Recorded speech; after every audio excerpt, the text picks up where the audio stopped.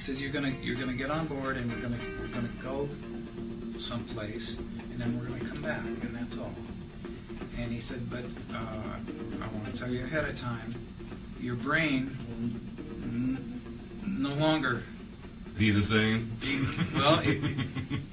You will lose it. You will, because it won't understand and it won't comprehend what's happening. So use your mind, use your feelings, come from your heart, meditate, go into a focus point, and go to your higher thoughts and feelings, rather than worrying about what was going to happen. These shutters are opening and shutting and creating all this reality you see around you. It doesn't really exist. It's all spirit. It's all energy. But we're creating this.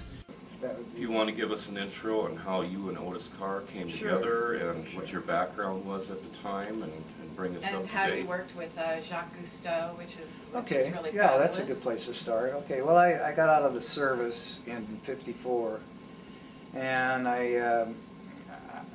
when I was in the service, I was stationed on Guam, and they had the Korean outbreak, and they shipped us out in the middle of the night to Korea. We made the Wonchon landing, and went through that situation, which was kind of unpleasant. I got wounded about 4 times, had frostbite and so forth. And I became very, very discouraged with the military, totally, because of everything. And I was an objector from the start on killing people, so I'd shoot in the air or whatever. They didn't care much for me. But while I was on Guam, the Marines would fight with the Army, and the Army would fight with the Navy at bars. They'd go out and have fist fights. And I preferred to go down to the beach and look around, and I finally got into scuba diving, or skin diving actually, with a snorkel, and found a whole new environment underwater, and I became fascinated with it. And so I kept developing that until the outbreak in Korea. When I got back to the States, I was in heavy weapons. I was in the 3rd Division, 7th Regimental Combat Team, which is nothing more than machine guns, heavy mortars, and big artillery. And that's, even though I had put in for engineering school continuously in my time in the service, they kept putting me back in the infantry. So when I got out, I didn't have much to go on except my interest in diving. So I started a diving business, a skin diving, scuba diving business in San Francisco, and eventually graduated down to Southern California, where my family, some of my relatives and stuff, in Newport Beach and in Costa Mesa, California. And I met my first wife, and we got married, and had a couple of children. And I was diving on my own then. I was doing a lot of diving. I was doing abalone diving and research and development diving and recovery diving. And it was going along well, but my wife didn't like the idea that I'd be away for a couple of days on the boat and stuff, because the kids were growing up and they needed their dad and so forth. So, to make a long story short, I went to work for the manufacturing plant at that time for U.S. divers. Was located in Costa Mesa or Santa Ana, and so I went to work for U.S. divers, which had developed the scuba, Jacques Cousteau's scuba gear, and they right away we hit it off because I am constantly a researcher and developer myself. So I went into the research and development department, and we take trips out to Catalina, and my job was to test a wraparound mask at the one stage. And anyway, I got really involved with that, but we'd stay out longer and longer on research trips. And my wife was getting very insistent that I get something a little less dangerous and a little more domestic, home. So she found this ad in the paper. It said there's Advanced Kinetics is advertising. They need lab techs, laboratory technicians, and research technicians. Why don't you go check? because your interest has always been in science, and you're always off. When I get home, I'm always tearing things apart and stuff. So I went over there, and it was lunchtime, and everybody was out to lunch. So I was walking down the hall, and I passed the director's office, Dr. Weinhardt, and he said, "Well, what are you doing?" And I said, "Well, I'm looking for a job." And you had an ad in the paper, and he said, "Well, they're all out to lunch now." He says, "Come in, let's talk. What have you done, and where's your background?" "I don't have any credentials except bumblebees and lizards and things that I've studied, and I found out that there's quite a bit of credibility to natural law that I apply to things, and it always works."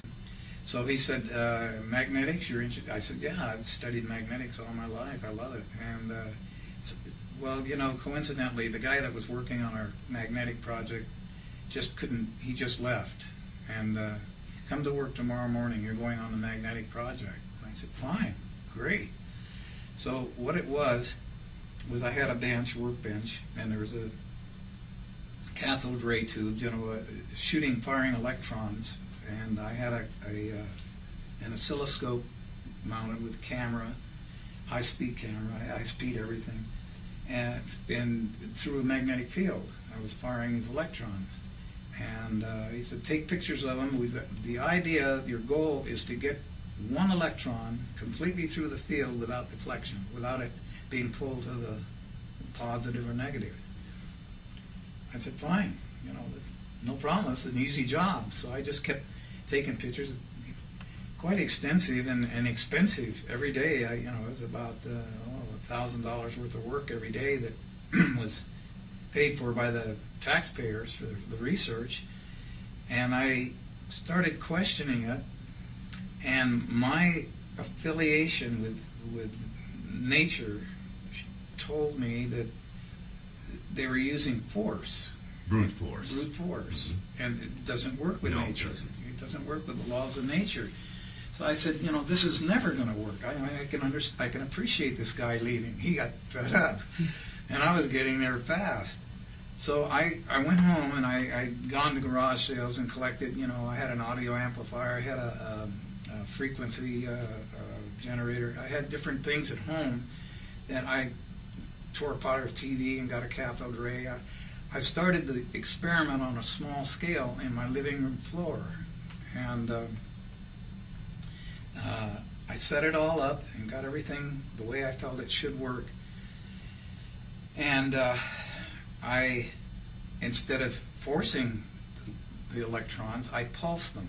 You know, I just gave them a pulse, and that's all I did. And they, on their own, started a circular motion.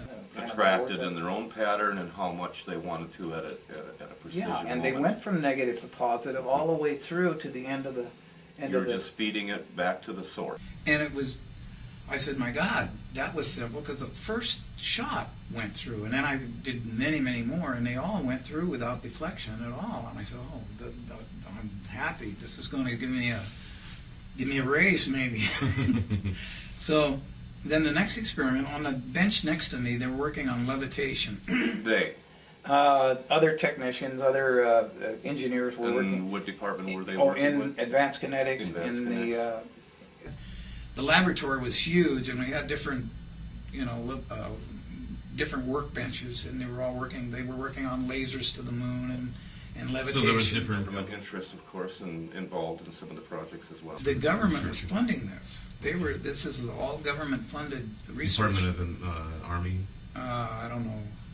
Just to get back to your story, though, of so you had developed this pulsing, Right. and in the next, you're saying next door? The next bench over, they were working on levitation, and they had these just coils, iron with the copper wiring, and they had steel balls, and they would put them on top and fire it up, and they would levitate the ball for, I think, 4 to 8 minutes, and it would burn the coil out. And they were called igliotrons, I believe is the correct term for them. And they'd have to go to supply and get another one, and get another one. They were burning up 2 or 3 or 4 of these. And they were in those days, that was the 50s, they were like $400 a copy. And they were just, we don't care, we got plenty of them. And they were burning these things up. So The other experiment I did at home was I took a 15-inch woofer speaker that I got out of a garage sale or, I don't know, sound system somewhere, and I put it just flat on the carpet on my living room floor and attached my audio amplifier to it, and I started experimenting with like acoustical levitation, thinking, well, you know, they're using this force to push up and they're using a lot of power. I'll try sound waves. I'll try, you know, sympathetic vibrations or whatever. So I fooled around with different objects, and I'd have tentative results. It'd start pulsing and stuff. And then I put a ping pong ball in the center, and I kept fooling, and I think it was 28,000 cycles. I got the ping pong ball to come up. Interesting you mention that, because I recall seeing a news clip back in 1989 showing the scientist discovered how to do exactly what you just And described. this was back in, what, the 60s or In something? the 50s. 50s, oh God. Pulsing was quite simple, and you know, it can be done today. It can be duplicated today, I suppose. You know, I never tried it. I didn't think, you know, to go back to it, but it was a very simple operation because you let nature do all the work, and all I did was understand what was happening. So, and the same with the ping pong ball. Once I got it to levitate, I was excited as heck, and my wife said, come to bed, come to bed. So I went to bed, and the next morning when I woke up, the ping pong ball was still sitting there, just Levitating. levitating. And this Amazing. was like, I think it was 28,000 cycles. No heat? No heat, no heat. And sound, but It's sound. acoustical sound, is all it was. Now, was it audible to the human ear No. as far as the No, sound that it you was were above. generating? It's just, I couldn't hear a thing. It was So is you're talking perhaps high frequency level, or Yeah, ultra yeah. low or ultra high? Yeah, I experimented with different, down in the lower ranges, and nothing seemed to happen. It had bounced and stuff. But when I got up, In the UHF. yeah, then Magic it, happened. then it happened. So I thank my wife for the pushing into that direction, because this is my field. This is what I always wanted to do, and I think we're onto something here, and I can put my 2 cents into to the pot and help humanity do something. Way back then, you knew all this. Oh yeah. And so, but you took it to these guys, right? And how did they I react? took it to Dr. Weinhardt himself. I took Polaroids and I wrote up papers on it, just like I did with my at the lab. And I took it into Dr. Weinhardt, and he says, "Close the door. Come in. Sit down."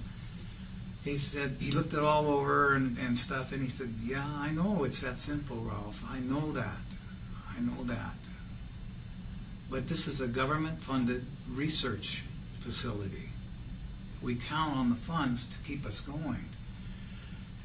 We're not necessarily interested right now in finding the answers. We're interested in looking for them. And we get paid handsomely for looking for the answers." And I said, "Well, here, look, this works. I mean, maybe I don't know what I'm doing, and maybe it's not right.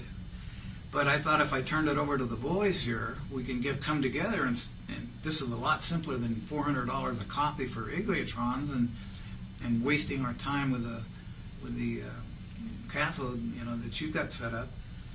And he says, "Well, I can appreciate what you've come up with, and I didn't think you'd get there this fast with this because you're interested in natural law. But I'm going to have to shred this." He had a shredder right there. "I'm going to have to shred this and tell you to go back to work on what you were doing." Well, right there, my whole world collapsed. I mean, I thought, where am I? I mean, I didn't, my whole attitude, my whole demeanor towards the world Right. changed. Who are these people anyway? Yeah. And who are they really working for? Right. Uh-huh. That's exactly the way I felt. So So eventually you actually left the job, right? Yeah. You just got... To make a long story short, I went back, I worked another 2 weeks, and I couldn't stand it. I just, that's it, I'm done. So, but during this period, I started meeting people, just coincidentally, who were most people I talked to outside of the lab didn't want to talk science. They wanted to talk other things. So I had very limited contacts with other people that were interested in science. Except I started meeting, I met this one person that said, well, you know, what you're talking about is exactly what they're talking about in these meetings that I go to. And the name of the meetings are called Understanding.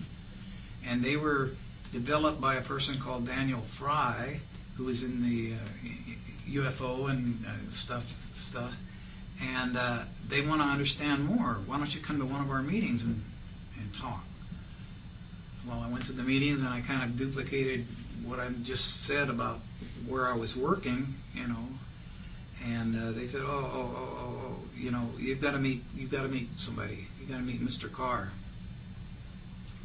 What year was this about? Well, I think it was late 59 or early 60s. Mm-hmm. And they said, you guys are talking the same thing, the same exact thing. And I said, well, okay. He said, well, coincidentally, we're in touch with, he just had some bad luck in Norman, Oklahoma. That's where he was trying to demonstrate the crafts, the flying discs. And they started negatively defining his work. And the newspapers got a hold of it, and well, he's trying to get funds to do something that's impossible, and science has just never heard of such a thing, and so forth. So we're going to bring him out here, and we're going to get a lab out here, and let him with his entourage, and let's go. Let's try another place, another time, and see if we can get somewhere. So they did. And I met with Carr and his entourage. He had Dennis Ripolte, Norman Colton, Wayne Aho. I don't know, there was about 6 of them. He had a little consortium going on here. And where was this based now? Where was your group based? Okay, this was in Costa Mesa, California, where these understanding meetings were, and that's where I met Carr. Okay. But they found out that they were after Carr. He was having all kinds of misses. They were trying to quiet his efforts. They were trying to. When you say he was having misses, actually people were trying to kill him. Yeah. Yeah. Yeah. They were threatening, and then he'd have to be very careful where he went because he'd find people kind of, very curiously observing him, and things like this. They already knew what you were up to, and they probably were following you as well as following him. That's a good point. I didn't bring this up, and I think it's important. You've heard by now, it's all over the place, about 3 men in black. Right. Okay, I'd never heard, this was back before I'd even heard of such a thing. These 3 guys showed up on my door after this experiment, and after Weinhardt had destroyed these things. Honest to God, they were in black suits, and they said, we're from the DeWalt School of Electronics, and we've heard about you, and can we come in, and we want to know about your experiments and what you're doing and everything. And I was a little hesitant, but I invited him in, and I started talking, and my wife said, no, these guys they don't feel right. She's very intuitive. Yeah. And she had a bad feeling about it. She sure did. And I said, well, God, you can't kick them out. But they became a little more insistent on, well, give us how you did this, and I want the details and stuff. And they're not giving me anything back. They're just kind of taking it. She caught this, and she says, I'm going to have to ask you guys to leave right now. You can come back later or whatever you want to do, but you got to leave right now. And she kicked them out of the house. Wow. So. Okay, so you started in Costa Mesa, and didn't you move out of there or something? Yeah, the understanding group had a cabin. Some people, there was lots of people in the understanding group. There was, I don't know, a couple of dozen people that we would meet. Had a cabin up at Lake Arrowhead, which is down by Riverside, up in the mountains in California. And they said, well, we got to get Carr and you guys in a safe place. And there's a nice big cabin, and room enough for everybody. go on up there, and then we'll keep working on what we're going to do. So I got up there talking with Carr and his proteges and his people that he had with him, and man, I just lit up like a Christmas tree. I mean, I was on cloud 9 because I just, man, he was answering questions that I had on things, and I was answering questions he had on things, and it was just, man, connected on all kinds of levels. God, it was just the most wonderful time of my life. We were feeding the raccoons to keep our minds off. We were so anxious to get going on a project, and we got a phone call, and they said, "We've got you a place. It's just down the hill from where you're at on the other side in Apple Valley or Hesperia, California, near Victorville." It's coincidentally because all these people moved on feelings and spirit, if you will. Oh, And right. This is about the same era. I wanted to point out that George Van Tassel was having a lot of UFO meetings out at the Integratron near Joshua Tree. I'm glad you mentioned Van Tassel. I forgot. I had ordered from Europe Tesla's big book, and it did get to me. And I was going through all the patents and everything in the big book. And when this thing happened, with my wife kicking these guys out and everything, I got a little apprehensive. And I decided, I knew of Van Tassel, and I knew a little bit about his background. And this was before I met Carr. And so I took a trip. I got in my car, and because I was going to try and meet people that Will be more receptive. more receptive. And I took this Bible down to Giant Rock, Joshua Tree, California, and met with Van Tassel, and we had a nice talk. And I said, I was supposed to give you this. I can't. I'm out of this phase of this. I don't know where I'm going or what I'm going to do, but this is it. And I gave it to him, and I remember it was getting late that afternoon or evening, and I went out and laid on a hillside, and I looked up in the sky, and I saw hundreds, if not thousands, of whatever they were, UFOs, spaceships, Different various lights. shapes. Really? Yeah, they're like green lights or whatever. I don't know. There were hundreds and hundreds. They were coming over, and they'd stop and come down and go up and around. Oh my God, this is really, this is really. And I said, what is this for? And what I got was because you did what you did. And I was really. So it's like a thank you demonstration of a sort. Right. Wow. And I just, That's amazing. I chilled all over. Like, If wow, you build this is, it, we will come. oh man. So then I got back, and then they had set up the meeting with Carr, and then we got down into the laboratory down in Hesperia in Apple Valley, and we started setting up shop. We had a little machine shop set up, and we had all kinds of stuff to do things with. But we'd had a couple of models that they brought with them that were semi-operational. So the first experiment that I saw that just knocked my socks off was we set it up on one of the workbenches and attached not electricity but sound waves, if you will, or maybe it was. I think we had a. I'm not sure. Anyway, and this was a small model about 2 feet in diameter, 2 or 3 feet in diameter. And they said, well, take a look at this. So they fired it up, hardly any noise, just a hum, vibratory hum. And it was made out of aluminum. And I touched the surface of it, and it felt good, but I could feel the vibrations. And so they kept increasing the energy, and then there's this feeling that it felt really like somebody had opened a door and a cool breeze was coming through. It felt really good.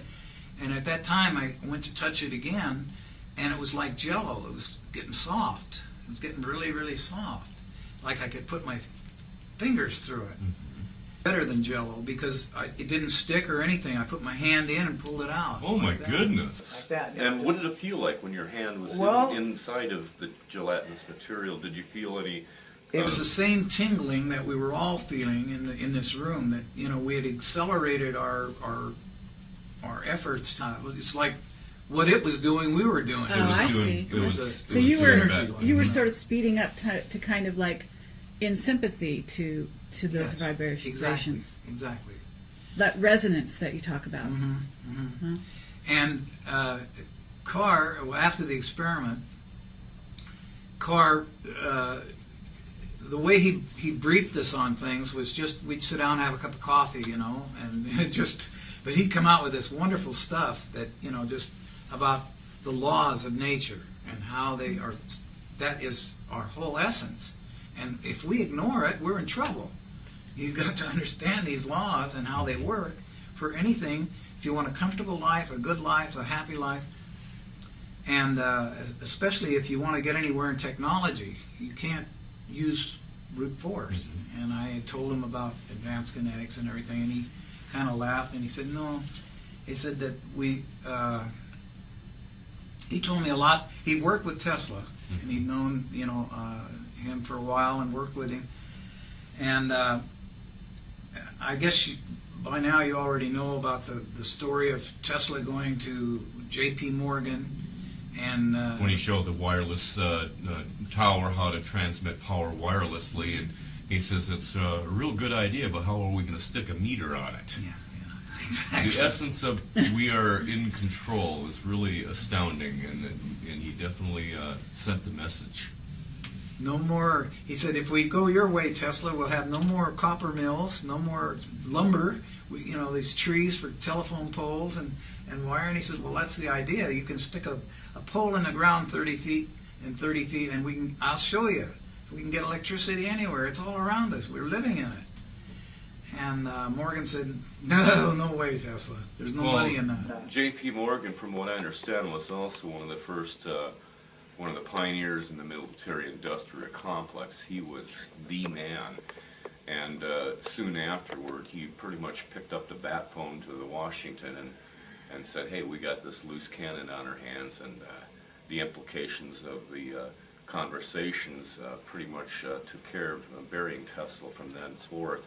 And I guess from what I understand from reading some of the journals, they gathered up all his equipment and they shipped it off to Wright-Patterson Air Force Base. And then I guess they put him up in a hotel in Waldorf, Astoria, and gave him government stipend, and the agents were always on the prowling everywhere, interrupting his conversations, and pretty much filtering out any connection with the outside world to him. Did Carr mention what happened to Tesla? Did he talk to you guys about that? Tesla became discouraged because of the lack of interest in what he'd take them a new idea or bring out a new idea and show them the simplicity. There's nothing to it, and they'd say, well, there's no money in it, forget it. And everything he'd bring up, So it was Carr's point of view that the Tesla was discouraged, but did Carr sort of relate his being hounded by the military or being, shadowed and so on Tesla? As being this, what happened to Carr as being the same thing that happened to Tesla? Yeah. In other words, did he talk about that at all, Carr, before he died? Well, I guess, I don't know. Carr didn't talk too much about the threats or anything that Tesla had, but I was under the impression talking to Carr that there were many, many things happening that were trying to keep Tesla under wraps, trying to keep him quiet. Uh-huh. And Tesla had told him at one time, he says, I may never make it in this generation to get these ideas out, but this is all just free energy. Free is, you got four elements, the sun, the water, the earth, and the air. They're all free. They have been forever, and they always will be, and we're not using them. We're inventing ways to put meters on them and sell them. They were selling air at one time, and now they're selling water. And who would have thought? Yeah. Yeah. So Tesla told him, all this that I'm sharing with you, and he thought the car was brilliant. He thought that, he was grasping everything that Tesla was telling him, because Carr had been into nature for years himself. He said, if I don't make it, or when I don't make it, he said, I probably won't make it, you take it and pass it on. And if you don't make it, pass it on. But it's going to get worse, because they've already challenged nature. Man, way back there, had challenged nature. And what goes around comes around, natural law. It will come back on them. Basically, Carr did exactly what Tesla asked him to do. Yes. He took it forward. Yeah. In a sense, you are taking forward what Carr. Oh, you bet. What Carr? I mean, you seem to be the person, that's like a descendant of Carr in that line. Am I right? Yeah. Yeah, I would say so. I mean, and it's so amazing to me that you're so unknown. Well, there was many reasons for that. Because we would like to actually know why you're so unknown. You know what I mean? Okay, I will tell you. They were all hit and miss, but Carr was always on, and I'd stay up all night. We'd be looking at the stars and talk all night, and never need any sleep. I mean, I'd go to work the next day and just feel pumped up all the time talking to this guy. I mean, he would just, wow. And I said, don't worry, we're going to get this thing going here. And he said, well, they're closing in. They know he's in California now. And we were on some of our experiments on some of the crafts, and we operated different principles. And some of them would create a corona around the outside of the. Mm-hmm. We'd operate these little. The dielectric principles, right, of the ionization process. Mm-hmm. And so, even though it was daylight, sometimes you'd see these things, and the people in the valley were that was the era of flying saucers and stuff. So they thought, oh my God, this place has got flying saucers around here and stuff. Well, that and the fact that the powers that were trying to reduce Carr's activities was following him, trying to find him. So he said, well, we're just going to have to keep working on this. Carr had made arrangements, and I went with him to meet with a representative of General Motors car company. And that, I think it was either Riverside or, I think it was Riverside. The guy committed to meet with Carr, because Carr told him a few things that interested him. And so I went with him, and Rapolti was there. And I think Aho was there. And in a very precise way, Carr said, we can levitate these machines now. There's no, we're get off the earth. We're killing a lot of animals. We're destroying the plant life. He says, within a year we'll have these things going, and we can start with the automobile. That's obsolete. We can get these things going.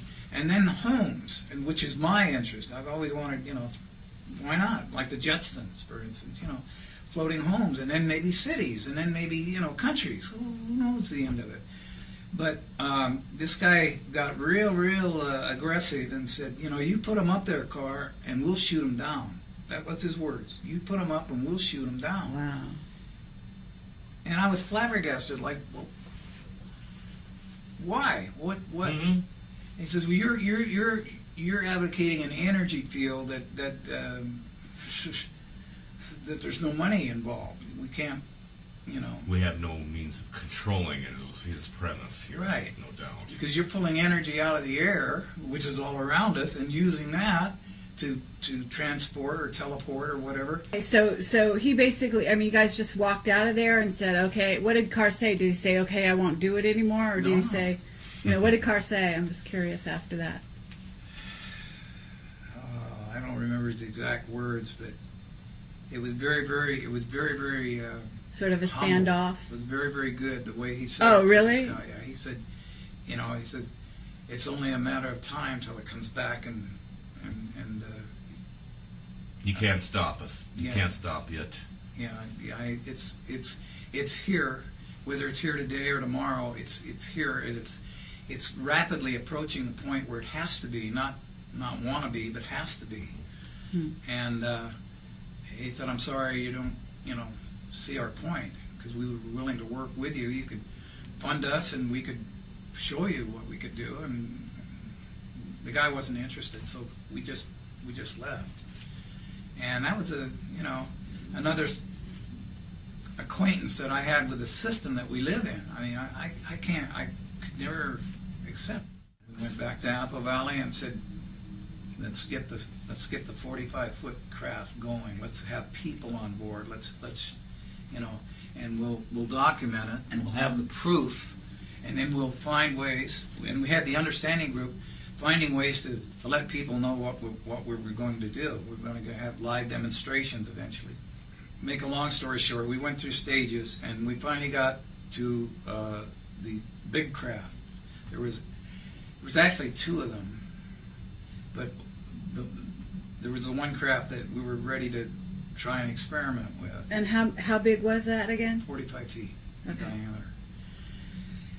And we were, by that time, we didn't have any fences or anything around us, and you could see the thing from the roads and stuff, and we knew that, only a matter of time till the looky-loos started getting there, but we didn't care.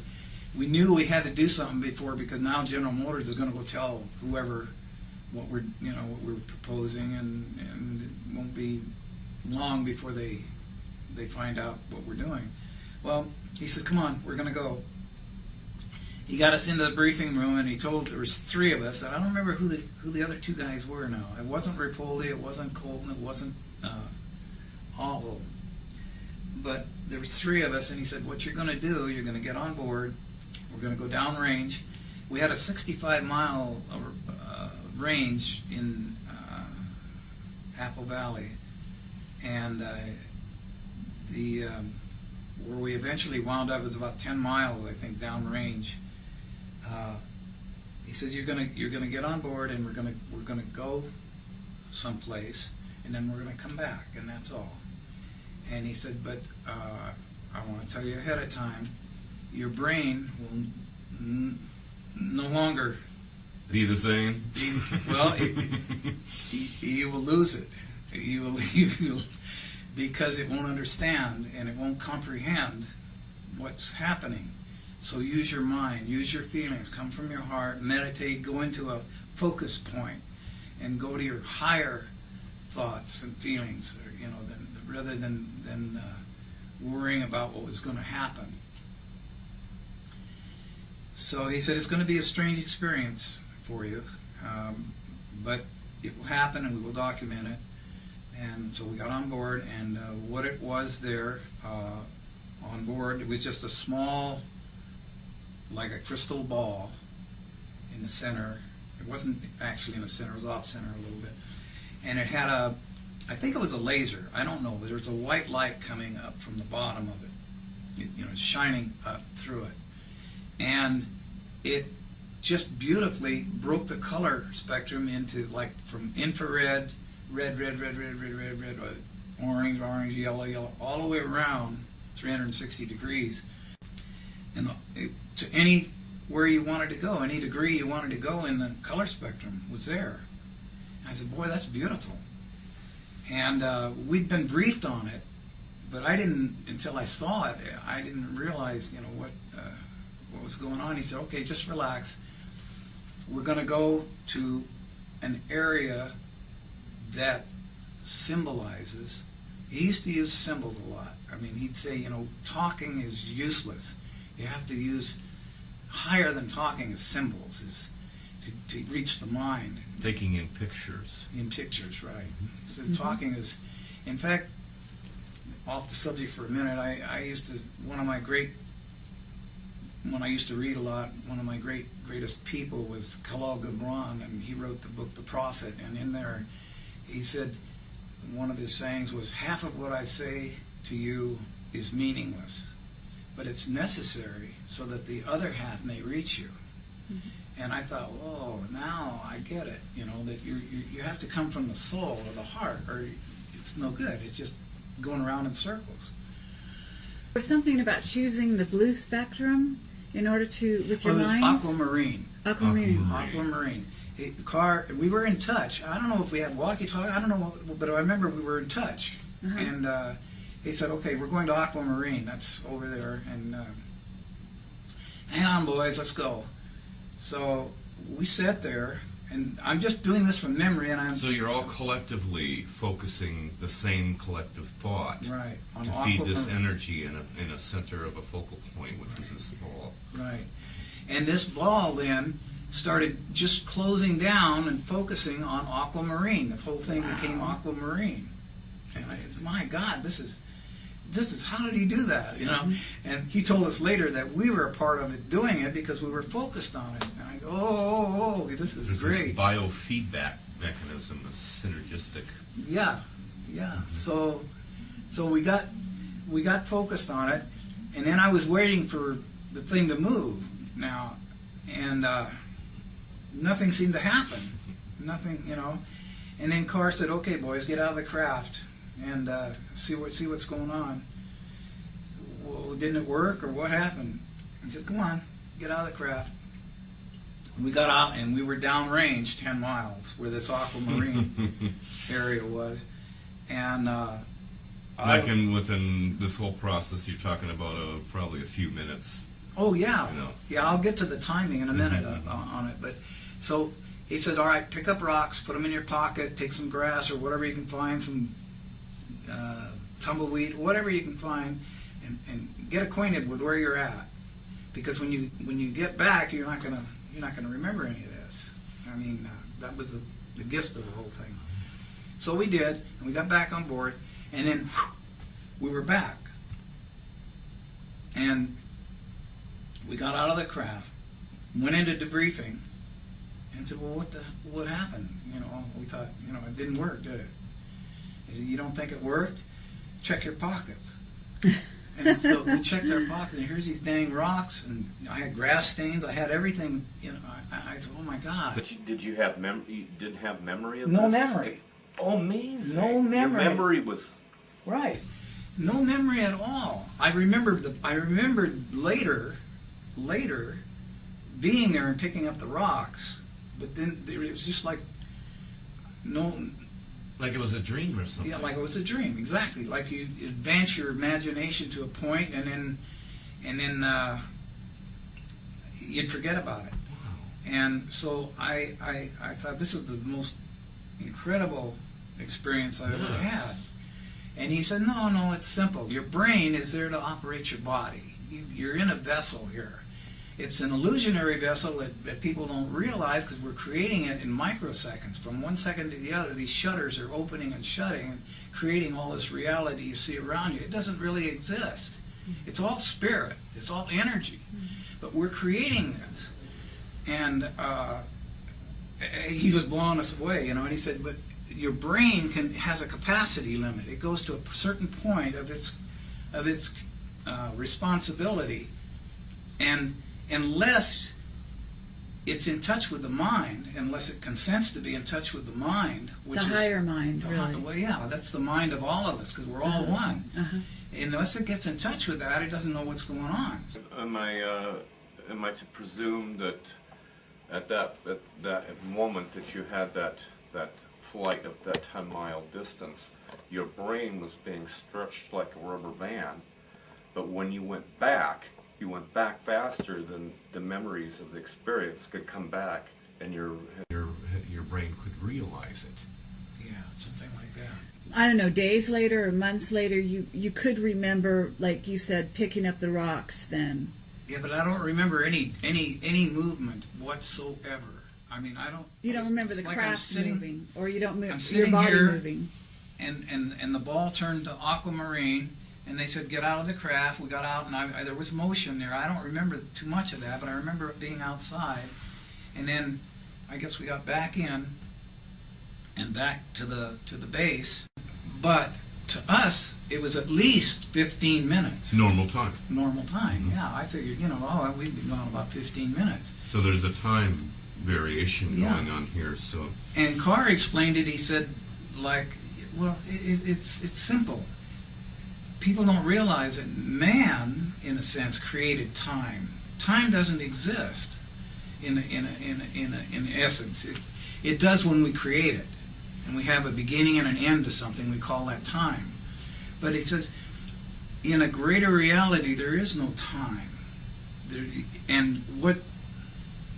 That's like the eternal now. Yeah, and that we pegged it at 15 minutes, and he just a few seconds. He says it. You just went outside and back in time. I mean, it's just what you call it, what you created, is what it is. And since then, I've had experiences that have told me that just don't talk about it to anybody, because it doesn't. Most people are not interested because they're tied up with the creature comforts and so forth. And a lot of people, when I start getting close to it, they get a little fearful because they don't understand, that, and they of course think I'm. What happened after? I mean, you made that test flight, right? Right. And so you didn't make that many test flights after that. Is that right? You guys got closed down somehow? I did the one test flight, and then we did some things that were there at the plant, but we didn't go down range or anything, because it was just about within 2 weeks after that the FBI and whoever these other guys, CIA or whatever, No such agency. weirdos, they came in to the plant. They came over with all their bells and whistles and said that you're shutting down right now. And we asked why, and they said, well, because of your threat to overthrow the monetary system of the United States of America. That was their ploy. That was their. And the issues of national security and what have you. Mm-hmm. And we're confiscating everything. And they went into the offices, and they went into the lab, and they started just confiscating everything. And then they briefed us, or debriefed us, yes, and told us, in essence, this is you guys are wrong.